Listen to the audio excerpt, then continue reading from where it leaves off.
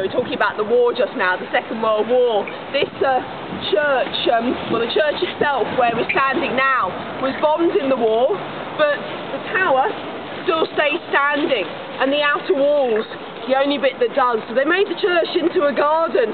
Now, for that reason, and the tower is used as a dentist's office. Yeah, I know. Luckily, I had my check-up a couple of months ago. Now, the reason I've brought you here is because in this churchyard, there was buried, over 600 years ago, a Queen of England, Isabella, who was the wife of King Edward II.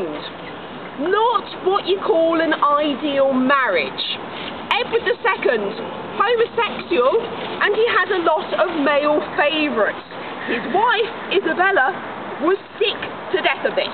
She's been neglected, ignored. She was only there to produce the heirs to the throne. So after almost 20 years of this, she'd had enough. She got together with her lover, Roger Mortimer, and she led a rebellion against her husband, and won. Her husband was a fairly weak king. They got rid of him fairly easily, and they put Isabella's son, Edward III, on the throne, so they could rule through him, as he was only 16 at the time. Now, Edward II was imprisoned way over in the West Country, in Berkeley Castle, and he was murdered there not long after. Gentlemen, hands on ears. This is not a nice story. Good guys. The way they murdered him, they didn't want any signs that he'd been murdered actually on his body.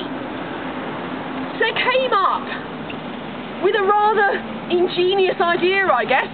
They took a red-hot poker and they shoved it up a quite a sensitive part of his anatomy. Do you want me to go on? Okay.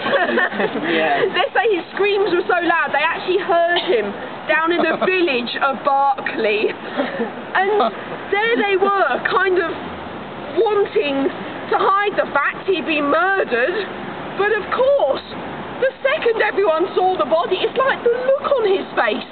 There's no way he's died of natural causes, you know. So, yeah, well, that was what happened to Edward, but Isabella died 30 years later, and at the end, she was apparently so remorseful over what she'd done that she asked to be buried with the heart of her dead husband.